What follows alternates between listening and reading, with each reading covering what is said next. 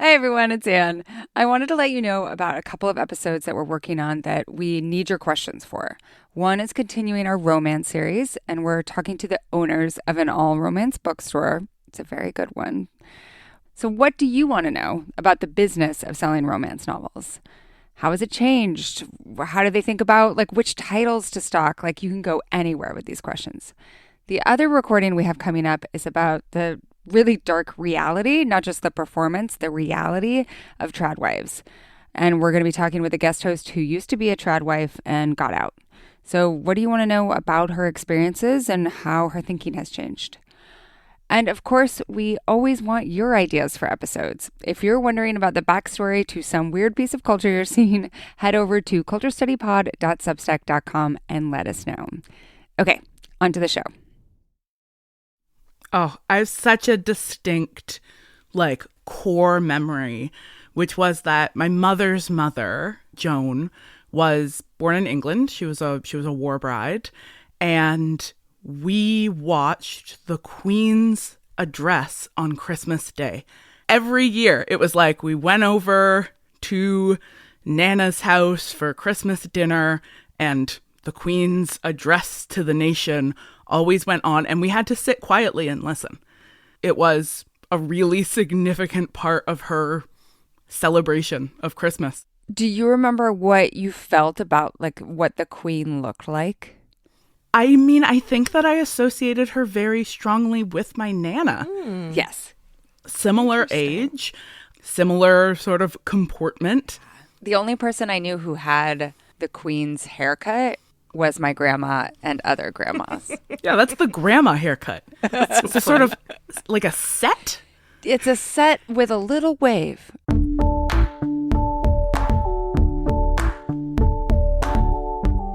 This is the Culture Study Podcast, and I'm Anne Helen Peterson. I'm Hannah McGregor. I'm an associate professor of publishing at Simon Fraser University in Vancouver and the co-host of Material Girls, the podcast.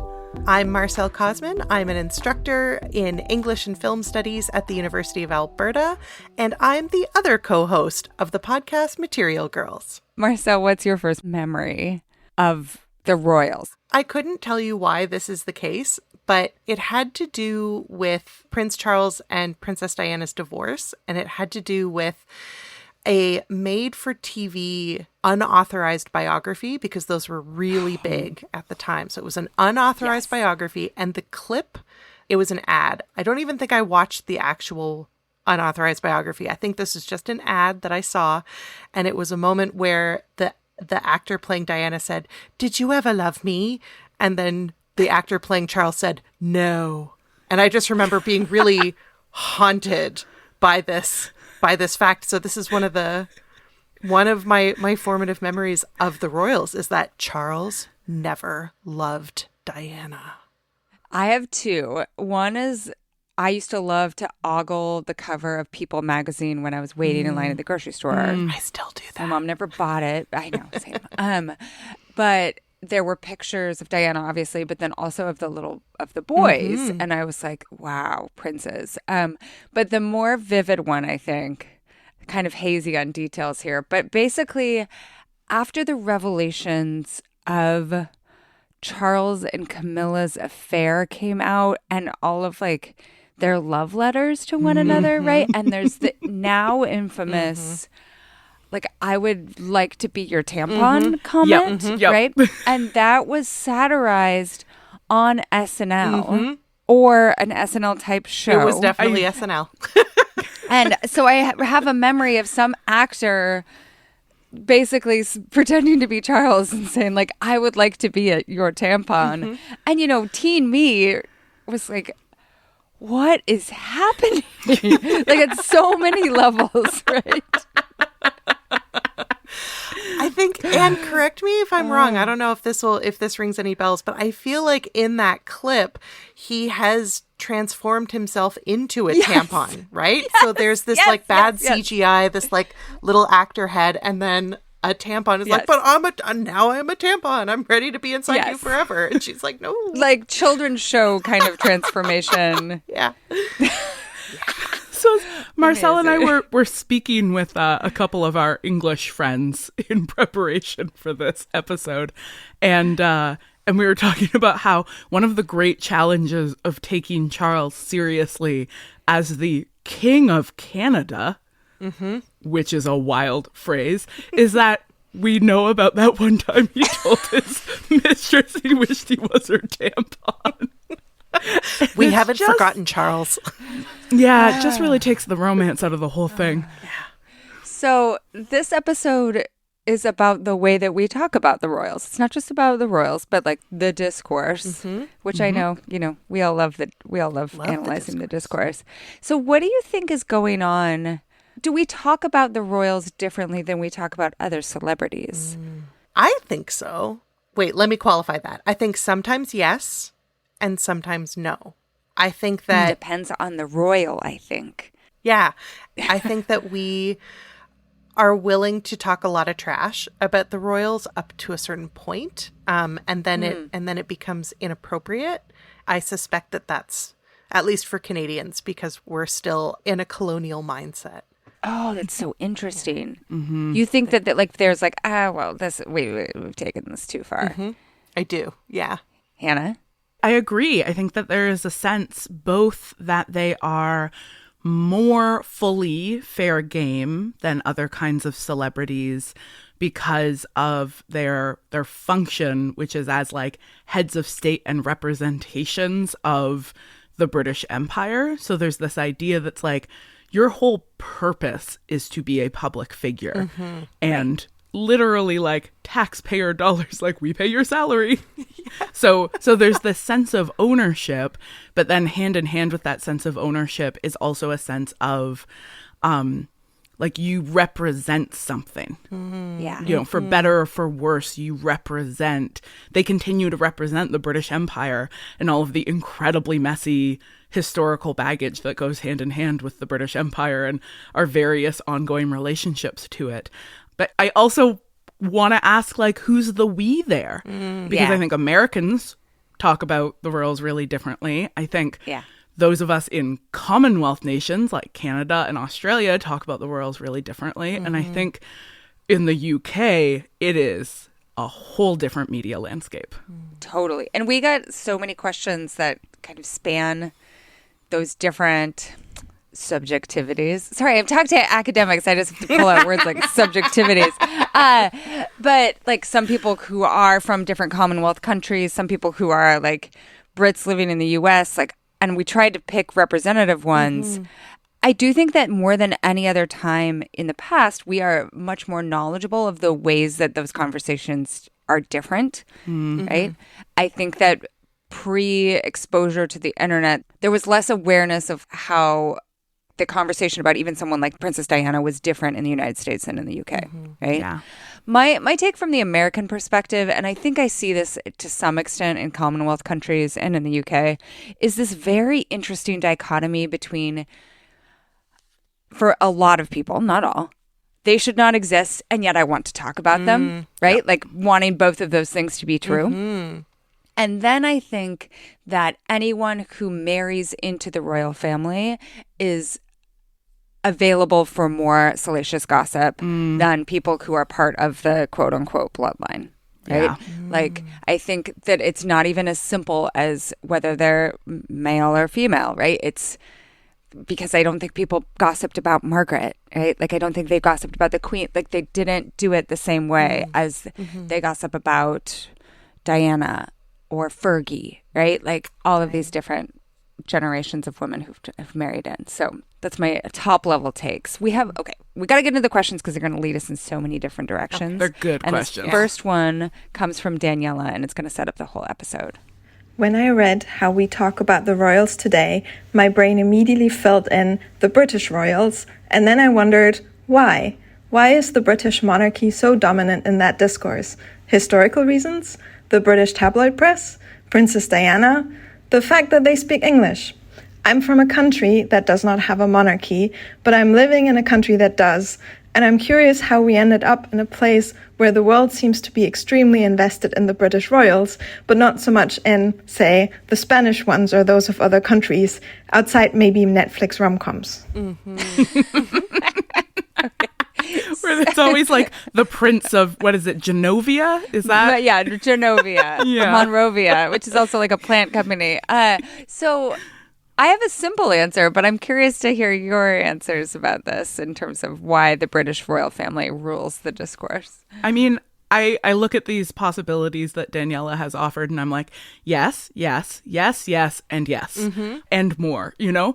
Again, I'm gonna hammer this point to an annoying degree, but we really can't underestimate the ongoing influence of the British Empire, which was the biggest empire in human history, and wasn't dissolved until the end of World War II, which I know seems very long ago, but in the scale of human history is extremely recent. That's right. And so, you know, in Canada, when did we repatriate our constitution? Like in the 1980s? It was the 80s, yeah. Wow. Yeah. Like, so this is like the empire's fingers are still deeply embedded in like the global landscape. So like, that's part of it. It's just like they are still the monarchs of way more countries than most other royal families are. Like, they are on our currency.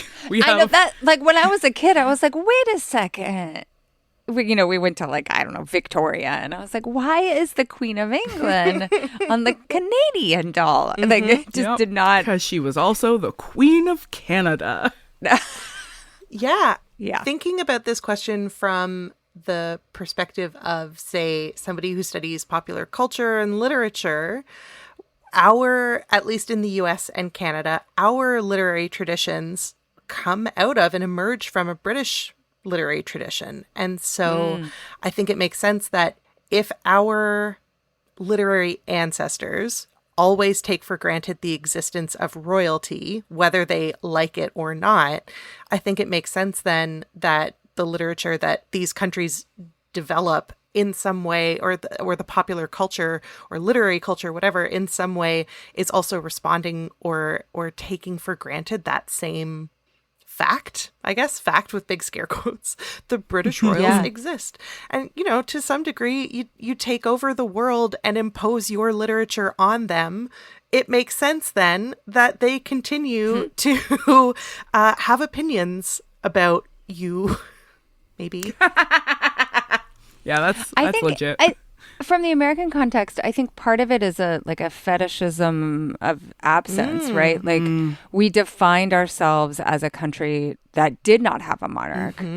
Like, that's so crucial to the individualism that runs through the American ethos, but then also wants like the glamour. That's right. Yeah. And the subjugation of empire, right? Yeah. Like, America loves empire, but never got to have the sort of like the figurehead of empire in quite the same way that these countries with kings and queens do. And I think that the UK just happens to be at once like the doppelganger in some ways of the US. Like we define ourselves against them, but we are also very similar and sprung from the loins of et cetera, as a nation grows. And then we speak the same language, right? So it's a much more accessible monarchy, as it were.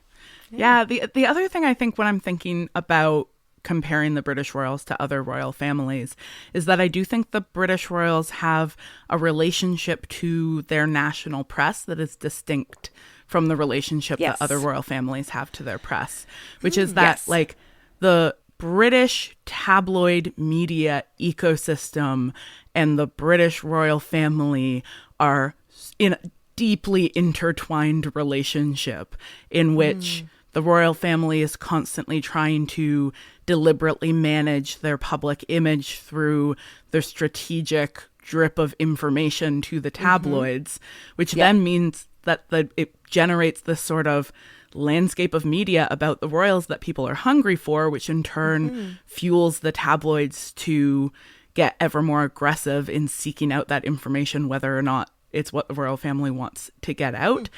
Even though we do have access to a lot of that media now via the internet and its various global village-esque impacts, I still think it's hard for those of us outside of the UK to like really wrap our heads around the degree to which this homogenous British tabloid culture drives the news cycle. Right. Mm-hmm. And even like having a tabloid press. We used to have a tabloid press in the United States, and I'm guessing you had one in Canada. I actually don't know. Yeah, we had the Suns, the various Suns. Do we not still? We still have some Suns. I think the tabloid Suns are mostly gone, and the legitimate Suns stuck around, but are... ooh, that's a fun homonym. Yeah. But I definitely have a very vivid memory of a friend of mine died in high school in a freak accident. She was struck by lightning, and most of us found out because the Ottawa Sun, which was a rag, they were ambulance chasers, and they printed her high school yearbook photo with a big picture of a lightning bolt superimposed across it. And that was how almost everybody, including many of her family members, found out that it had happened. Yeah, that stuff still absolutely exists, like all over Facebook. It's just not in like print publications anymore, right? Yeah. Yeah, no, I think that's such a good point about that particular relationship between the press. Like it's a very symbiotic relationship, and it feeds itself and then trickles down to the way that the world consumes the royals too. Mm-hmm. And I don't think you have that with the Scandinavian royalty, right? For all kinds of reasons, no. For all kinds of reasons. It's funny. It's just never occurred to me that other royal families don't have that same kind of relationship. But it's true. Once you draw out the threads, that's probably why we just don't know nearly as much about this. I don't know what the names of any of the Scandinavian royals, for example. All right. So our next question is about the level of detail that goes into this kind of discourse. Let's hear from Shannon. When all the hubbub around Kate's disappearance bubbled up on the internet, royal fashion reporter Elizabeth Holmes told everyone to chill and not jump to conclusions. I wanted to remind her that she is the one who taught us to dissect every outfit and every accessory, so of course we're going to read into every botched move from the palace. How can we balance the obsession with sourcing every little thing with the need to give celebrities, and I guess royals too, some privacy? I feel torn about this with Taylor Swift as well. I want to see what she's wearing in every pap shot, but I also don't want her to be papped. All right, so first we should establish, do you guys know who Elizabeth Holmes is? Vaguely. I know vaguely. I really thought you were going to ask if we knew who Taylor Swift was. Wouldn't that be an interesting podcast? Just like me educating. Just teach you who Taylor Swift is. Elizabeth Holmes is a reporter. She used to be a political reporter, actually, but she has found a real niche for herself. She started doing Instagram stories. She was actually the first person that got me to use stories on Instagram. Before that, I was like, I'm not going to do stories. I'm like too old or whatever. But she would take a picture of, usually it was Kate, and she would put an Instagram story and say so many thoughts, and then she would add all of these little details in the story around the outfit, around the photo, right? And so analyzing the aesthetics of the outfit, about what it's communicating in all these different ways, and she has gained a huge following for it, and now is somewhat imbricated within at least the U.S. press corps for the royals. Like she has been invited to things, that sort of thing. So how do we think about this detail? How do we even think about the idea of the right to privacy when you are a royal? How has that changed? I mean, I want to echo back to what Hannah said initially about the royals being public figures. That's their job, to be public representations of countries, ideas, things. And so because of that, I think for us commoners, if you will, I think it's hard for us to tell the difference between when these public figures are public in public and when they are private in public. And I think, I don't know that we have been well educated in when we should or how we might tell the difference between those two things. I think there's maybe some assumptions about common sense, when they're wearing sunglasses and sweats and walking with trying to cover their faces with their hands, that might indicate that they would like to be private. But whether they want to be private and whether they get to be private those are two different questions. And I certainly don't have an answer. I think I just really wanted the opportunity to say private in public and public in public. That's what I wanted. Hannah, what do you think? I think that it is useful to distinguish between the way that public figures, including celebrities, including royals, are deliberately performing their identities in public through intentional dressing, intentional visiting or not visiting of particular sites or particular individuals. Like, this is a deliberately constructed text, and to close read that deliberately constructed text is actually just doing the thing they're asking us to do anyway. You're doing their homework. We're just doing the thing. Like, you want us to read Kate Middleton. You're being very intentional about it. Where I think, we get into gray zones. I mean, I think that there's just some very clear, like, probably you shouldn't chase people down in a car and cause a deadly car crash. Like, probably that's really crossing a line. And probably you shouldn't, like, spy on people's children. Like, there's lots of things that we can pretty clearly say, like, this is immoral behavior. Trying to get topless photos, for example. Yeah, when people are obviously trying to be in a private space. Like, the idea that as a public figure, you never get to stop being in public, I think is... immoral, I think, and is different unethical. countries have legislated this, right? Like, have made it a lot easier for celebrities to create that sort of privacy.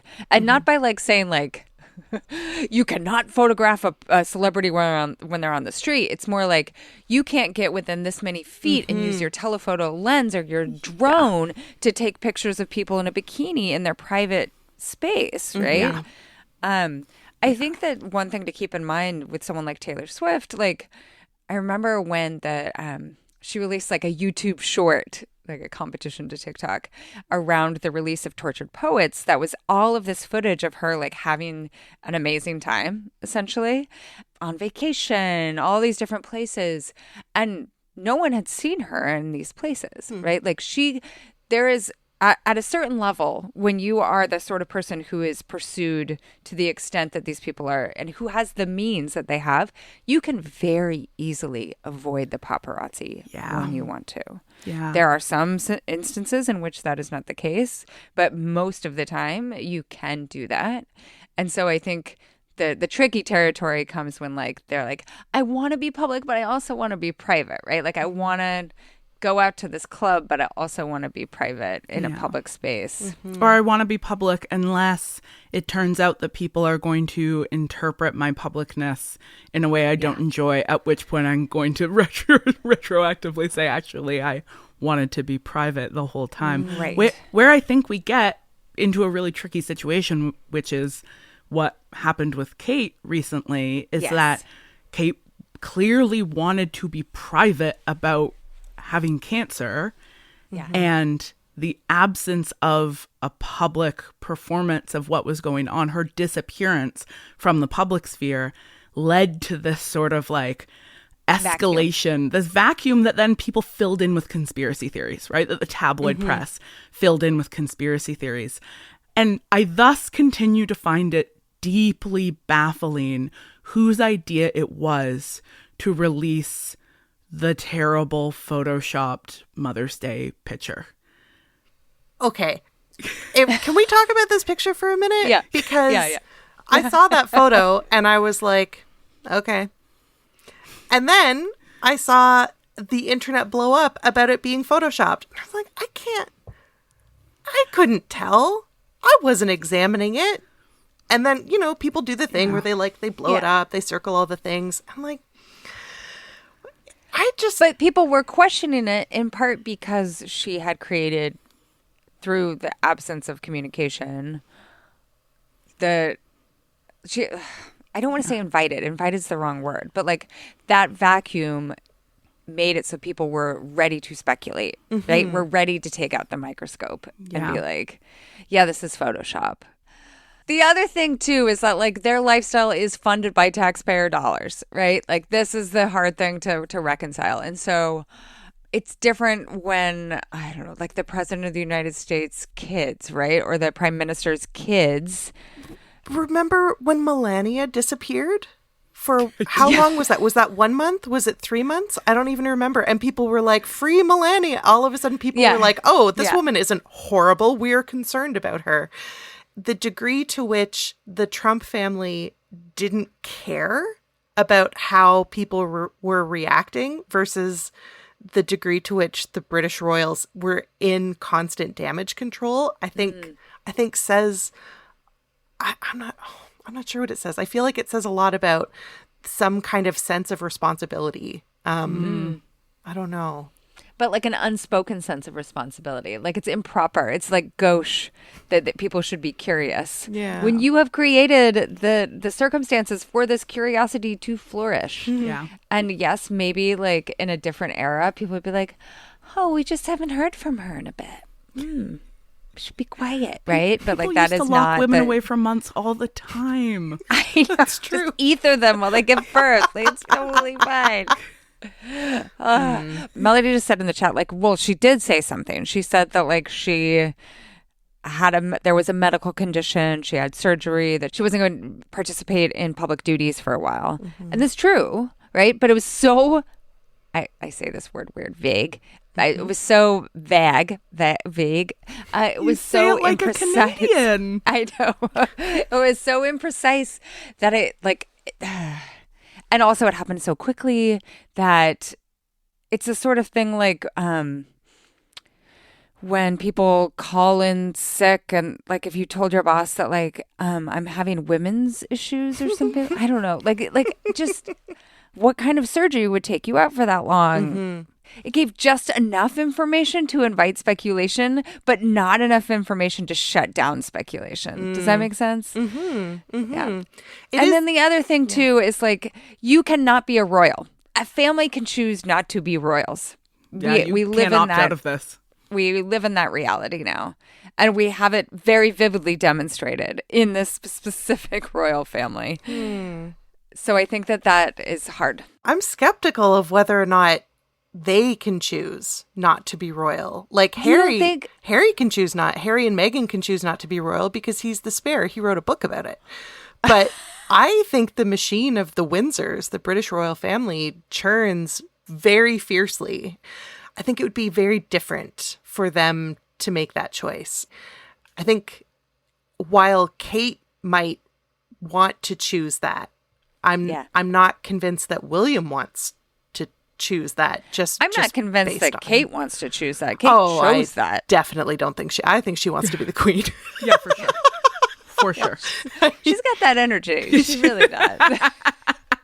I also imperial energy just coming off. Big imperial energy. I also think that our media landscape is a hyper-visual landscape. Yeah. And so people are not satisfied with a statement. Yes. Yeah. And we see this in the way that celebrity is communicated across all kinds of different forms of celebrity, but like it is a hyper-visual media cycle. And so even saying like, I will be stepping out of the public eye for a while, it's like that doesn't mean anything to us until we stop seeing you all of a sudden. And then we're like, why can't I see you? I am used to seeing you. Yeah. Where are your outfits for me to analyze? Yeah.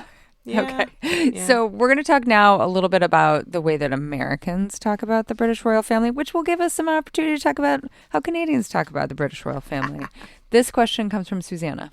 I live in London, and I hear far more about the royal family from friends back in the States than I do from people here. When the Queen died, of course people queued to see her here. Seemed like mostly older conservatives from other parts of the UK.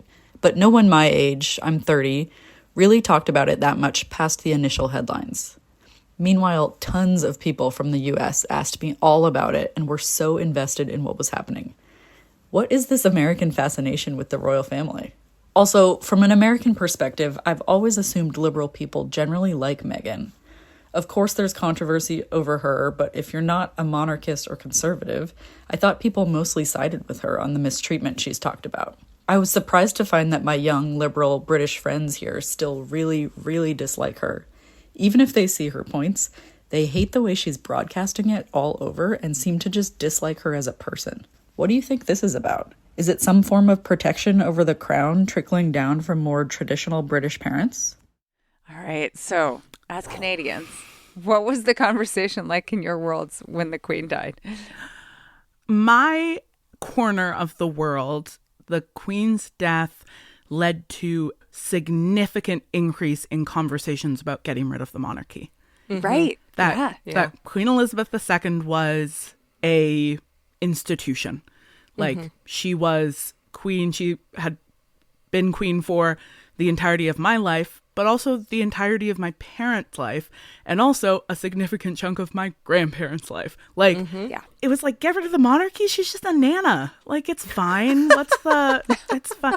And then all of a sudden it was like, you have a king now. And we were like, no, we don't. That's weird. That's very And it's the tampon. Is Tampon Boy? No. He's not going on our money. On our money? Yeah. No. So what I saw was the rise of significant conversations about, like, wait, okay, how would we actually do this? We can do it, right? How would we do it? Can we do it? We should do it. We don't want this king. I wonder, Hannah, if it's because we all of a sudden were face to face with needing to make change in relation to the monarchy anyway, right? So it's like, well, we got to change the money. We got to change the documents. We got to get out of the habit of saying Her Majesty and start saying His Majesty. And I think the way that I described it to a friend was, I felt like Queen Elizabeth II, QE2, was like wallpaper that I had gotten so used to seeing, I forgot that there was a wall there. It like all of a sudden, like, wait, you're changing the wallpaper. Can we move the wall? This room is quite small. Is it load bearing? Oh, actually, I'm not convinced that it is. That wall's full of black mold, it turns out. Wow, we should really get rid of this wall. Rotten at the core. It's rotten at its core. It's making us very sick. I kind of liked the damask, but now I'm not so sure. It's not really worth it, is it? In the US, I think that the curiosity that this question asker was receiving is like classic US stereotype of what British people are, which is like, oh, they're all in like red phone booths, like listening to Elton John sing Candle in the Wind, you know, like just like that everyone is a monarchist, right? That like they care in some way. And that's so obviously not the case, but relies on a stereotype of how people in other places relate to the monarchy and the Queen. There's this whole second question about Meghan, which... Marcella and I are both just shaking our heads so hard. Just add that on there. Just like the whole, like but it's real. Like for people who don't know, there is a real difference in the way that people in the UK talk about Meghan in particular, and then people outside of the UK. And I think a lot of it has to do with the way that she talks, right? The way that she gossips and the way that she has criticized the monarchy specifically. So to get into this question, I think that we can add in this question from Jennifer first and then talk about it all. I'm really fascinated by how the Kate versus Meghan discourse, at least in the US, has become a proxy for political affiliations, especially because they are both representatives of wealth, power, and imperialism. Do you all have any insight on this and why this is the case? I think racism is the obvious answer, but is there more going on here? There is more going on here, but also there's racism. For sure there's racism. I feel like I might have the least to say because it genuinely surprises me to learn that Meghan is a gossip. I did not know.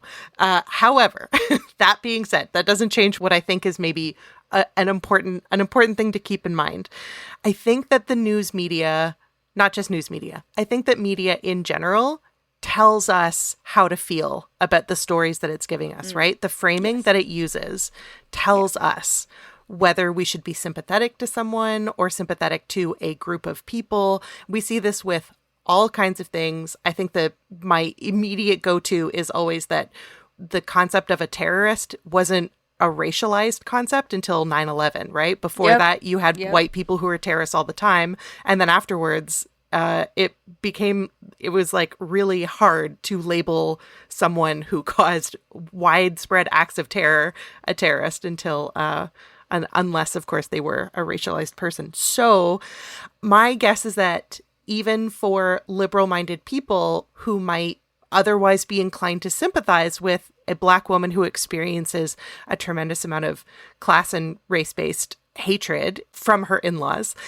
I think the way that the media represents her and represents her experiences is largely to blame for informing us how we should be thinking about her. Like, because none of us know her. We don't know anything about her. I will say, when I say she's a gossip, I mean it in like a positive way, as in she spoke truth to the machinations of what goes on within the royal family. Okay. And they see that as like being a gossip. Gotcha. Right? Yeah. That you like told our secrets. Right. Instead of And- staying silent and bearing it, she You was stay public. silent. I You see. let the Windsors decide what story will be told. And she went by herself, classic American, was like, outrageous. obviously I'm going to tell my story. And and that, that was seen as an outrage because that's not what you do when you marry into this family. Gotcha. Yeah. I mean, I really think, obviously, we cannot underestimate misogynoir here. Of course. The very particular valences of anti-Black racism as they're applied to Black women. I also think we can't underestimate how much a lot of British people hate Americans. Like kind of, I don't know if you guys know this, but kind of almost everybody in the world hates you. Whoa. Like, Whoa. I'm really sorry. Whoa. Like not as individuals, but as a nation, right? Like, I know, like, yeah. Canadians sew Canadian flags on our backpacks when we travel so that people won't mistake us for Americans because we're treated better when they know that we're not American. Like, so that's undeniably part of the, like, I'm surprised when liberal British people still don't like her. How much of it do you think that she is also a celebrity, right? Like, and there's something gauche about being a celebrity. Like, Totally. she was on a TV show. She was a supporting character on a TV show. Yeah. New money. Yeah. On Marcel's point about like the media teaches us how to interpret the stories that we're being given, and like most people are not close reading the media that they are consuming. There's this great piece by Ellie Hall in BuzzFeed News. Do you know this piece, Anne? It's one of the biggest traffic it's of all time from BuzzFeed. Like side by side headlines comparing how Meghan Markle is talked about and how Kate Middleton is talked about. And it is like, I really, if you aren't one of the people who has already got and clicked on this, really do, because it is breathtaking. And it's a level of propaganda that I think unless you are deliberately critically engaging with it, it's like propaganda is effective. It shapes public opinion. Well, and we should say clearly, like, there's a reason why they would want to make people dislike Meghan, right? It's because it discredits what she says about the royal family. That's Precisely. right. Totally. Like, it's so transparent. Yeah. And yet... Marcel, were you going to add something there? I was going to ask if the two of you think, I don't know, I was thinking about whether or not, the Madonna whore dichotomy that women in public are allowed to have, right? You're either allowed to be this like virginal, caring, loving mother, or you are a whore. I don't know how else to describe whores. A sexualized, you're Elizabeth Taylor. Sure, yeah, exactly. And so part of me also wonders if we already have a Kate Middleton, if Meghan never had a shot, right? Like, because Kate Middleton has to be untouchable because she's going to be the future queen, the future mother of the nation. Unless Meghan I just feel like even if she were a perfect match. I remember when people talked about, like, people were shipping Pippa Middleton and Prince Harry, and like, poor Pippa, like that would have been a nightmare for her. Pippa would have been framed as, like, in some way, you have to have that differentiation in order to construct the center. That's right. Which is Kate as, like, the unimpeachable feminine ideal. That's right. Yeah. The one other thing that I want to name is class. which I think, is entangled with anti-American sentiment in the UK, but also anti-Canadian sentiment. I lived in the UK for a year during my undergraduate, and people really tried to get me to feel bad about my class standing. And it didn't work very effectively because class politics manifests so differently outside of the UK that when people were like, "You're from the Commonwealth," I was like, this isn't going to do it. You're not. You're missing the mark here. But I do think like Meghan does not come from landed aristocracy. She does not come from wealth. She was not educated in elite institutions. Like, she is the wrong class for the royal family. And Kate's not either. She's very like her background is very like wealthy middle class. But she can play the part. And she's aspirationally moving upwards toward a British understanding of aristocracy, which I think, again, like similar to people calling me a colonial and me being like, like I can't picture Meghan being particularly invested in class ascendance on the terms of of whiteness and of like a wildly antiquated class system that I think is quite hard to read from the outside. Yeah. Okay, next question. This comes from Simran. As someone who grew up in India, a former British colony, the fact that the royal family is given so much importance bothers me. In my mind, they serve no purpose and are nothing but a reminder of the crimes perpetuated by their bloodline. Why do so many people from former colonies have such a colonial hangover and love everything British, especially the royals? I love the phrase colonial hangover. What do you think here? Oh man, Stockholm syndrome. It's a really, really good question. And like Hannah was describing earlier, like I think about my grandma's fondness for the royals and how she like really enjoys, she'll buy those Hello Canada magazines that will, imagine what the new royal baby's nursery will look like. And I don't know why. Do you think it's nostalgia for like a time where order seemed more firm in some capacity? Is that the colonial hangover for people who had some component of power? There's definitely an element of nostalgia. I remember here's a classic Hannah story. I remember getting in a fight with my yoga instructor because I was at yoga class and it was the day after Kate and William's wedding. And everybody was talking about, like, did you, wake up at 3 a.m. to watch the wedding? And so many people had, and they were all so excited and were talking about it. And she asked if I had, and I was like, no, absolutely not. I have absolutely no interest in watching the monarchy get married. And I was like, why are you interested? Like, why do you think so many people are interested? And she said, well, I think it reminds us of a simpler time. Oh. And I was like, what the fuck does that mean? Like, what? Right. Again, and this was a white person that I was talking to. Right.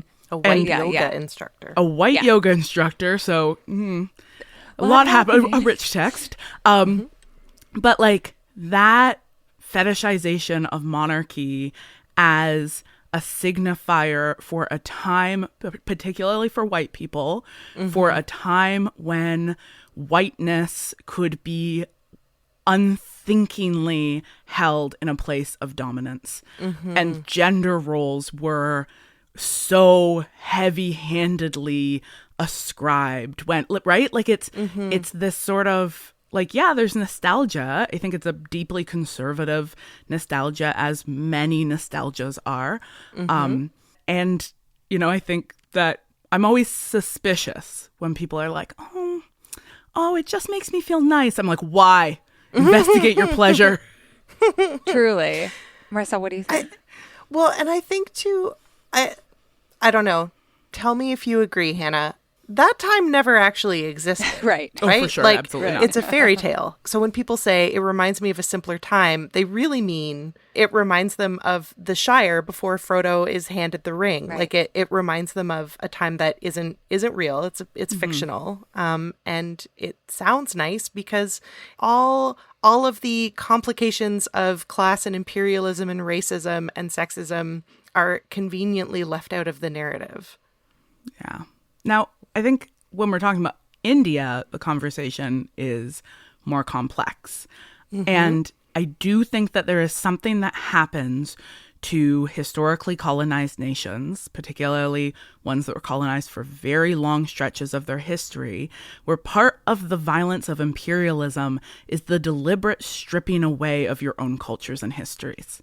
It's done intentionally. It's sort of, these patterns of education in British history, education in British literature, the ownership of cultural institutions, and this leaves such a lasting effect on countries, even countries that are at this point decolonized. And we can all see this, right? The sort of global hangover of colonization.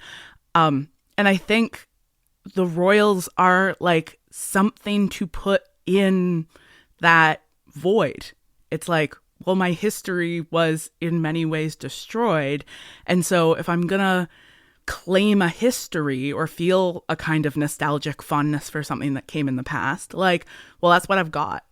And it isn't. There's obviously many other more complex histories, but I do think that this colonial hangover is just that colonization is a kind of cultural poisoning, and that it has these really, it takes a really long time to get it out of your system, if you ever can. I don't think we yet know if it's a damage that can be repaired.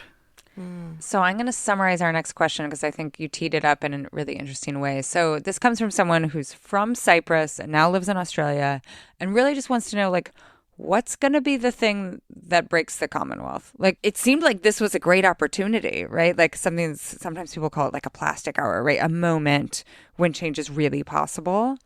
Mm-hmm. Is it actually going to happen? Do we have to wait for Charles to die? What's going to break up this imaginary empire hangover? Mm-hmm. Yeah. And I feel like people are asking that same question about the American empire right now. I feel like people all over the world in marginalized social positions are asking that question about living under late capitalism. Yeah. It feels very much like change is imminent.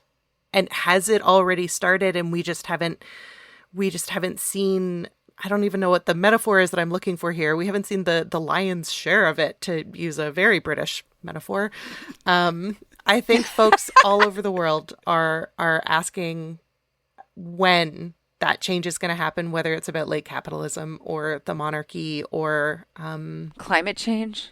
Climate I think change. they're all all of these things are really interwoven, and it feels like, okay, when is the tide gonna turn? When are we? I keep thinking that we've reached the nadir, and somehow we can only go up, but I don't think we have yet. We have not hit it yet. We are still falling. My God, I love Marcel's answer because it's so beautiful and capacious and speaks to the way that the monarchy lies within a sort of larger global oppressive system. Whereas last night I read several articles about constitutional law. I was like, Say what? I actually what don't is it? know. Yeah. I actually don't know. What and has so to I happen? went and I looked. The monarchy, the head of state in Britain being the head of state in Canada is enshrined in our constitution.